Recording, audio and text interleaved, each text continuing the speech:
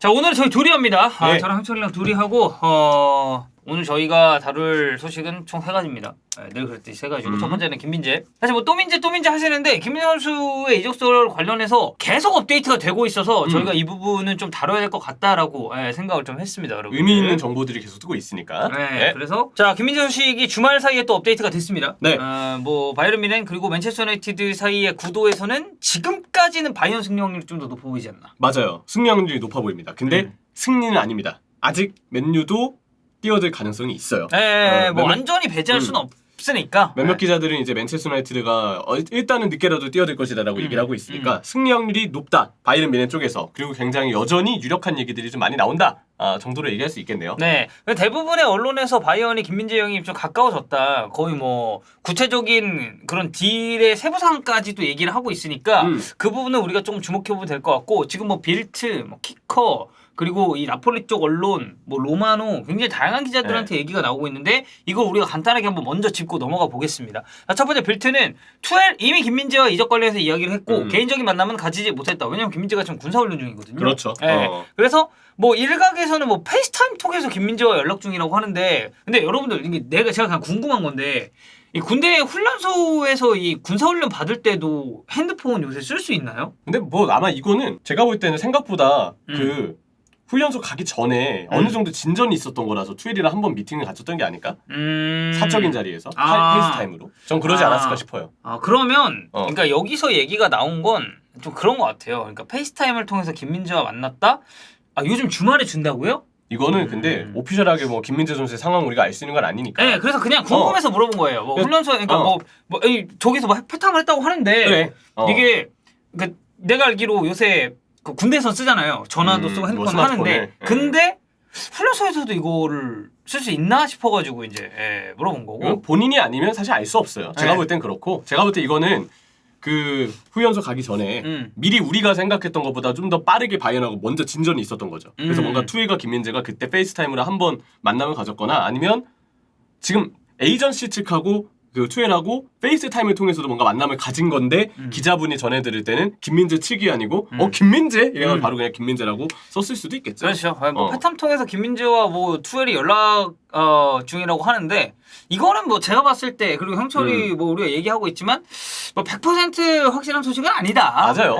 어쨌든 투엘 감독도 김민재 영입이 지금 추진 중이라는 거를 인지하고 있다. 그렇죠. 이게 제가 볼 때 제일 중요한 내용이 아닌가 생각합니다. 네. 자, 그리고 키커 얘기를 좀 보면요, 김민재 에이전트 바이언 첫 만남 가졌고요. 협상 잘 되고 있다고 알려졌다. 김민재는 방출 조항이 있기 때문에 이미 이 딜은 뮌헨이 이 바이아웃 조항을 지불하겠다라고 이야기한 순간 나폴리의 손을 떠났다라고 합니다. 그리고 바이언에 이어서 맨체스터 유나이티드의 관심도 여전히 좀 높은 상황이다라고 좀 볼 수가 있겠죠. 이 얘기를 어쨌든 키커가 했다는 게 좀 의미가 있죠. 매우 잘 진행되고 있다. 둘 간의 협상이. 그 부분에 있어서 역시 바이언이 진짜 김민재에게 관심이 짙고 좀 진지하게 진전이 있구나 정도를 알 수 있고요. 네. 근데 이 한마디, 맨유의 관심도 높은 상황. 그러니까 그래서 우리가 지금 바이언 얘기가 계속 나와서 뭐 그래서 뭐 채팅창에서 뭐 김민재다 이 얘기 많이 하잖아요. 민재. 근데 뭐 마냥 이거 바이언으로 무조건 갑니다. 이거 예를 들어 누가 물어봐가지고 이거 바이언 가요? 무조건 바이언 갑니다. 라고 이야기를 할 수 있는 상황까지는 아니다. 네. 맨체스터 유나이티드 관심도 여전히 있는 상황이고, 이 일마티노 그 저희 예전에 김민재 관련 소식 전할 때 그 이탈리아 쪽 언론에서 이제 보도를 좀 했었잖아요. 그죠. 여기서 이제 바이언이 7월에 7천만 유로 조항 지불하고 김민재 독일로 데려올 준비를 마쳤다라고 하는데, 웃긴 건 일마티노는 맨체스터 유나이티드랑 김민재 링크를 굉장히 강하게 주장했었던 언론입니다. 근데 여기서도 이제 얘기가 바뀌어버린 거네. 그래서 이제 팬들 사이에서는 아니 그렇게 맨유 밀더니 사실상 이제 본지의 패배를 선언한 거 아니냐 라고 이제 얘기를 했을 정도니까. 그 패배가 좀 이렇게 가까워졌을 때 그게 있어요. 그래도 끝까지 자존심을 지키면서 아니다, 우리 얘기가 맞다라고 버틸 거냐, 아니면 눈치 빠르게 여기에 빠르게 그냥 합류를 할 것이냐. 이길 수 없다면 합류하라는 말이 있듯이. 그렇죠. 일마티노는 이어팝. 네. 인생의 진리를 깨달은 것이다. 네. 그래서 어쨌든 맨체스터 유나이티드 링크를 주장했었던 언론사 역시도 바이에른 뮌헨과 김민재 선수의 이적설을 또 강하게 또 보도를 하고 있으니까 이거는 우리가 참고해볼 만한 상황이다라고 볼 수가 있겠고요. 굉장히 자연스러운 태세 전환이었어요. 근데 뭐 어쩔 수 없지 뭐. 맞아. 근데 이렇게 해야 돼. 태세 전환 해야지. 난 이게 뭐. 진짜 맞다고 봐요. 그래서 로마노 얘기는 이거 약간 좀 구체적으로 계약상이 나와 있는데, 바이언 김민재 계약 지금 막바지 단계고요. 세부상 5년 계약으로 정리가 될 거라고 합니다. 5년 계약이면은 2023, 2024 시즌부터 언제까지야? 28년까지. 28, 29 거의 시즌까지죠? 한 20 맞지 5 더하면 되잖아. 아니 왜 그렇게 어려워해? 잠깐만 2324가 그러니까 24 25 25 26 26 27 맞네. 맞아요 2024년. 그렇죠. 네. 2028년까지 네. 계약이고. 네. 아니 이거는 수학의 문제 아니라 산수 아닙니까? 제가 오늘 저기 듀얼 코어가 아니고 싱글 코어로 와가지고 죄송해요. 네. 네. 머리가 한쪽밖에 안 들어가서 그래요. 자 그래서 세부 사항은 5년 계약으로 정리될 예정이라고 하고요. 김민재 선수도 이거 수락할 준비가 완료돼 있다고 합니다. 아직 서명은 안 했다고 하고요. 방출 조항 7월 1일부터 유효합니다. 이 방출 조항에 대해서도 뭐 옛날부터 얘기가 굉장히 많이 나왔었죠. 맞아요. 뭐 이 당시가 되면은 딱 이때만 발동되는 그 바이아웃 조항이 있다. 뭐 그런 얘기도 있었고. 한 7월 1일부터 15일까지 맞아요. 그 기간을 두고 이제 얘기를 했죠. 한 2주 정도의 기간이라고 말이 이제 상당히 많았었고 다른 금액이 지금 바이언과 김민재 딜에 뭔가 끼어들지 않는 이상, 즉 더 높은 금액을 여기에 태우지 않는 이상 김민재는 바이언으로 간다라고 로마노가 이야기를 했습니다. 과연 여기서 이제 맨유가 더 높은 금액을 제한할 것이냐. 근데 냉정히 봤을 때 맨체스터 유나이티드는 그게 좀 제약이 걸리죠. 일단 센터백이 최우선 보강 포인트가 아니라는 점. 여전히 맨유는 일단 공격수, 미드필더 이쪽이 좀 더 급한 자리라고 얘기할 수 있고, 두 번째는 아무래도 바란과 리산드로 마르티네즈가 있기 때문에 김민재가 생각했을 때 주전으로 뛸 가능성, 경쟁에 있어서는 바이에른 뮌헨 쪽이 조금 더 유리하다고 볼 수 있을 것 같아요. 예, 이미 리산드로랑 바란이 좀 물론 바란의 출전 빈도가 부상 때문에 좀 흐려질 수는 있지만 리산마도 뭐 부상이 또 아예 없었던 게 아니고 그래도 두 선수가 일단 먼저 확고하게 지난 시즌부터 베스트 접을 갖춰놓고 있기 때문에 아마 바이에른 뮌헨보다는 좀 더 경쟁이 이 예상된다라는 점에서 김민재 선수는 바이에른 뮌헨이 좀 유리할 수도 있겠다고 판단을 할 수 있고요. 세 번째는 투엘 대 테나우를 보면 정말 냉정하게 봤을 때 아직은 투엘 감독이 더 좋은 감독이라고 볼 수 있어요. 그리고 이런 무대에서 보여준 게 훨씬 많은 감독이고 그러니까 이게 어쨌든 챔피언스리그 우승에 대한 경험도 그렇고 어쨌든 불러주는 팀의 어떤 바이에른 뮌헨, 뭐 첼시 이런 부분의 이력도 그렇고 아직 아약스, 맨유 커리어로 봤을 때 아무래도 투엘이 위기 때문에 그치 투엘 뭐 도르트문트 커리어도 있고 마인츠도 있었고 그런 부분을 봤을 때 아무래도 투엘 감독에 대한 메리트를 조금 더 느낄 수도 있지 않을까 생각합니다. 네, 그리고 추가적으로 저희가 이 맨체스터 유나이티드 관련해서 이해가 나올 때마다 언급드리는 부분은 맨유니트 오피셜이 아직 안 떴습니다.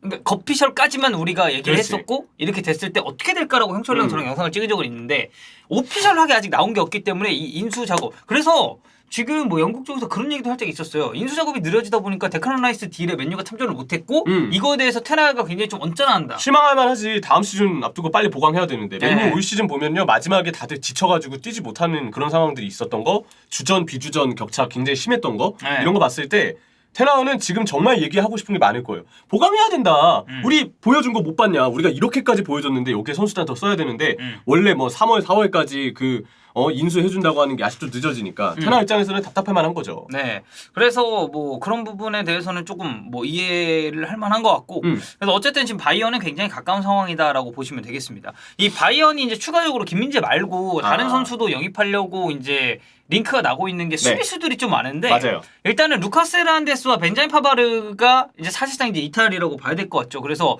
센터백 2명 후보군을 계속해서 올리고 있는데 일단 첫 번째는 제일 이야기가 많이 나오고 있는 김민재 그리고 두 번째가 파우토레스입니다. 파우토레스. 네. 그리고 추가적으로 맨체스터 시티 카일 워커도 지금 바이언 좀 가깝다는 보도가 많아요. 만약에 이제 워커가 지금 이제 맨체스터 시티에서 주전 입지에서 조금 미어 있는 거에 대해서 워커 선수가 좀 행복해하지 않는다라는 얘기들이 있는데 그러면 워커가 투엘 감독의 픽에 따라서 바이에른 뮌헨으로 올 가능성이 있다. 투엘 감독에 따라서 오른쪽 풀백으로. 그러면 워커, 김민재가 이제 백포에서 같이 뛰게 되는 그림이 좀 나올 수도 있겠죠. 그렇죠. 그리고 파우토레스는 좀 그런 느낌이죠. 그러니까 프란텐버그도 이제 이야기를 했었던 게 결국에는 파우토레스 쪽이었는데 일단 이 선수는 빌드업이 됩니다. 그리고 장신이에요. 근데 장신인 것 치고는 생각보다 공중볼이 조금 약하긴 합니다. 근데 기본적으로 가진 툴은 많은 선수고 왼발도 어쨌든 쓰고 그렇죠. 파우토레스가 24년이 계약 만료이기 때문에 팔려면 지금이 좀 적절한 타이밍이긴 해요. 왜냐면 1년이 남은 상황이라서. 사려는 팀 입장에서도 뎁스 강화를 하려면 계약 기간 한 1년 정도 남은 선수 그냥 조금 저렴하게 데려오면 뎁스 강화하는데 되게 도움이 되죠. 그렇죠. 그런데 이제 이적료가 한 5천만 유로 미만 정도로 추정이 된다고 하니까 뭐 바이언 입장에서도 충분히 한번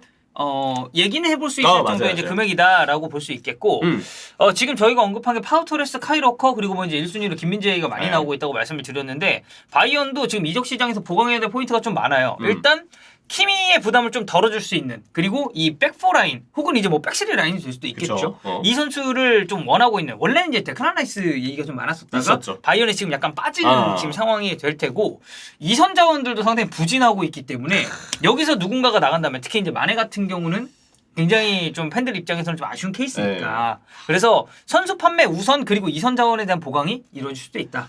옛날에 참 그 리베리 재계약하게 해주려고 생일 파티까지 열어주면서 루메니게였죠 그때 루메니게가 생일 파티까지 열어주면서 여기 선물로 계약에 사인해 이렇게 펜이랑 종이 건네주면서 리베리가 거기에 뭐 감동을 좀 받았기도 했고 어쨌든 바이에른 뮌헨이 어떻게든 잡으려고 했던 태도에 리베리가 응해서 재계약을 하고 이제 트래블을 했다 아주 유명한 일화가 있죠. 그때 그 바이에른 뮌헨의 공격진은 진짜 뭐 로번이 맞는 발음인 것 같긴 한데 로번 뭐 리베리 레반도프스키 너무 좋은 선수들이 뭐 그때 뭐 마리오 고메스 뭐 등등해서 참 많았던 팀인데 어쩌다가 이렇게 약해졌나. 토마스 밀러도 그렇고 근데 어쩌다가 이제 공격진이 이렇게 약해졌나라는 생각이 좀 많이 들어요. 지금 봤을 때 바이에른 뮌헨은 지난 시즌에 약간 답답한 부분들이 있잖아요. 이 부분에 있어서 진짜 각성을 해야 되고 그런 부분이 이제 올 시즌 선수단의 아주 과감한 변화 이런 부분으로 좀 이어졌으면 좋겠다는 생각이 들어요. 네. 그리고 추가적으로는 사실 뭐 올 시즌에 슈퍼모팅이 잠깐 잘했었던 그런 기간이 있었지만 그래도 레반도프스키를 좀 확실하게 대체할 만한 스트라이커의 보강도 필요하죠. 필요하지 않을까. 바이에른 수뇌부도 아마 2022-2023 시즌 치르면서 그 부분에 대한 걸 좀 뼈저리게 느끼긴 했을 거예요. 그 이제 라인업에서 그나브리 가짜 9번. 그치. 그거 보는 순간 신뢰의 숙면이거든요.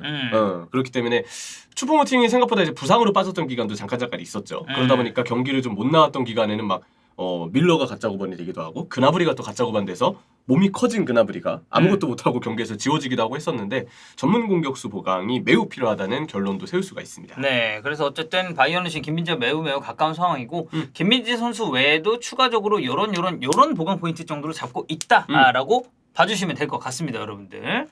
네, 그래서 김민재 선수 소식은 저희가 뭐 업데이트가 되는 대로 또 전할 거고, 네. 근데 뭐 짧게 나오고 이런 뭐 속보 단신 같은 거는 따로 이렇게 빼서 하진 않을 거예요. 그러니까 구체적으로, 그러니까 저희가 저번 주에 이어서 김민재 선수 관련해서 이적설을 한 번 더 다룬 이유는 저번 주 같은 경우는 김민재 바이언이 이제 막 수면 위로 떠올라서 야 바이언이 좀 더 가깝다던데? 라는 정도였고 주말이 지나고 나서 보니까 이거 생각보다 바이언행이 더 가깝다.